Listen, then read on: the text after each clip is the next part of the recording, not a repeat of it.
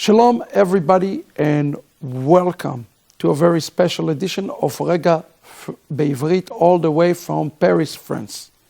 This Shabbat we are in Parashat Vayera and we are reading about a heavenly encounter that God has with the three Malachim. What is the identity of the three Malachim? And could one of the Malachim be the Lord himself? Today, through the Hebrew, I would like to look with you for a moment at what the text actually says. Now, it's important to notice that the name of God that appears in the text, in the context of the appearance, is the name Yod Hey Vav Hey. Yod Hey Vav Hey, when we see this name, it's usually referred to God of mercy, the attribute of God that is bringing mercy to the world. Elohim represents the judgment.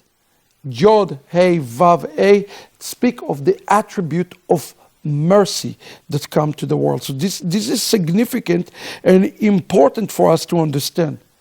Now, the interesting thing that there are three men that appear to him. This is also the third day after his circumcision. So this number 3 is an important number. Of course, the third day is the day of resurrection. The Rashi tells us that he's in tremendous amount of pain during this day as he's fulfilling this mitzvah. Now, at the beginning it says, "Vayera elav Yod Hey Vav Hey be'alonei mamre ve'hu yoshev petach ha'oel kechom hayom." Now, notice that he's sitting, it says that he is sitting in the opening of the tent in the heat of the day, and the Lord appeared to him in this time.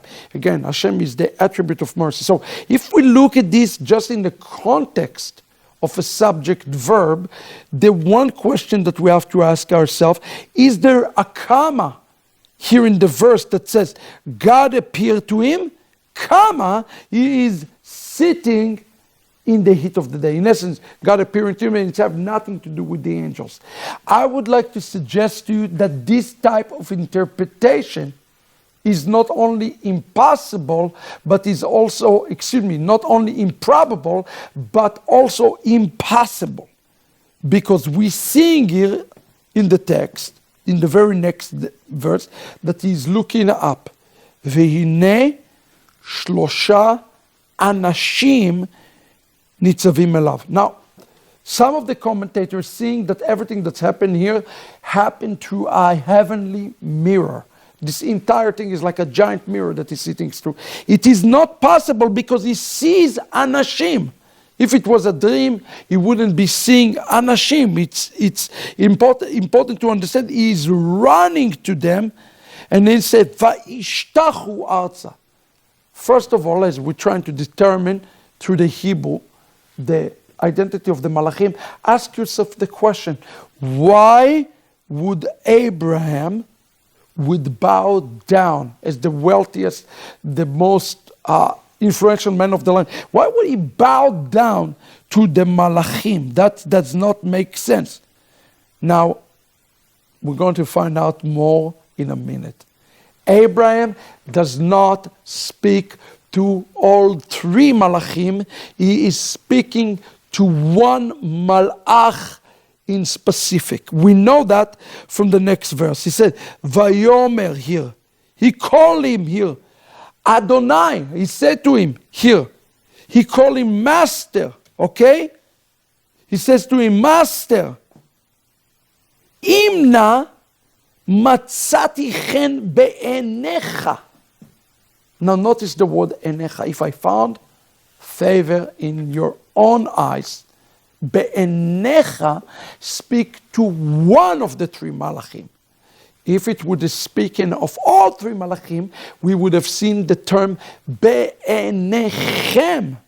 But it uses the ram be'enecha, which means that Abraham speaking only to one out of three Malachim. He says, if that al na ta'avor me'al avdecha, which is interesting, Abraham referred to himself as the servant of one of those malachim.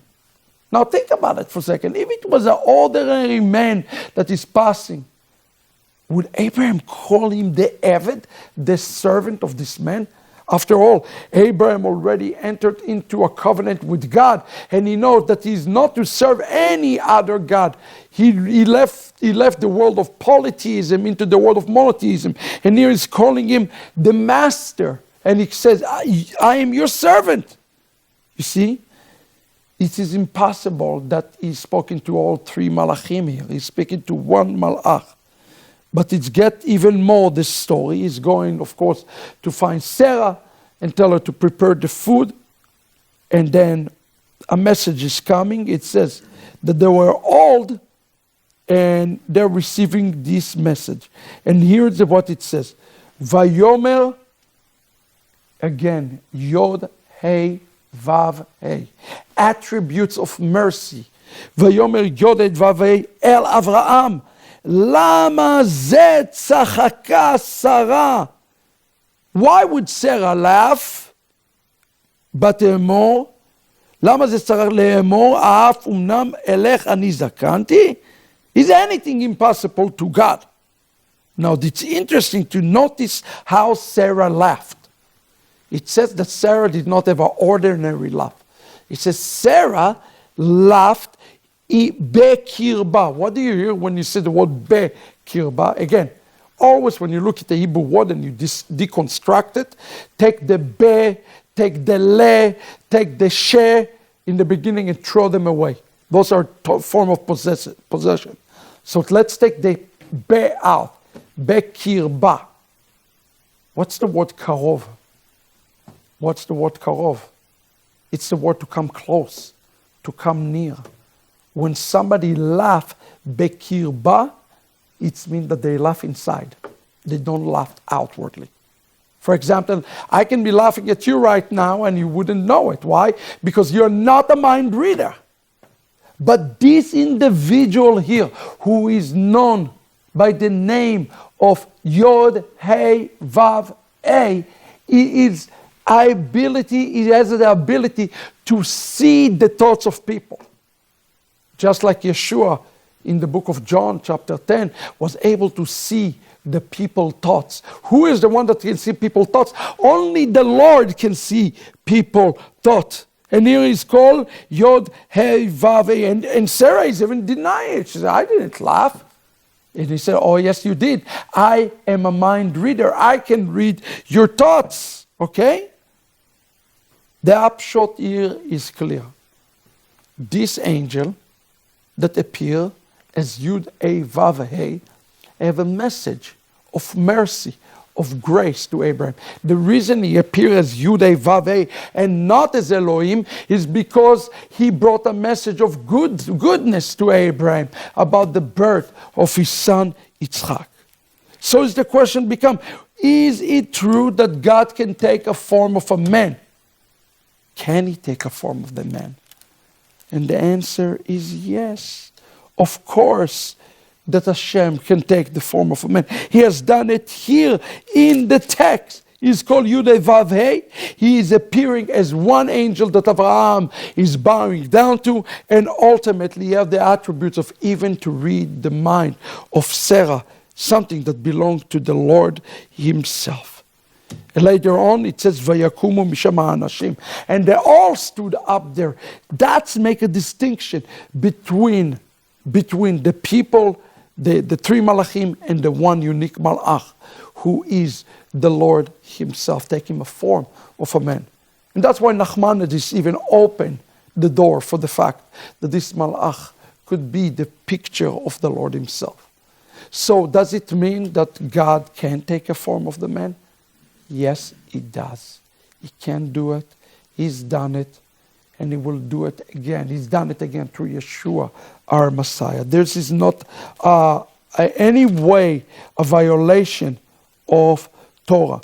Now, do we worship this entity? No, we don't worship this entity. Although Abraham, he's called him master, and he said, I'm your servant. And some people want to argue that he's done it through humility, just to show his humility. Beloved, I don't think that this is what's happening here in the text. I think the Lord revealed himself to Abraham in a very unique, intimate, and powerful way. So to show him how much he loved him, that he can even take a form of a man in order to show him the love that he has for him. What a message of grace and a picture of our Messiah. God bless you. This is Rega Be'Ivrit. This week, hope to see you here every week as we diving into Hebrew. Shalom, everybody.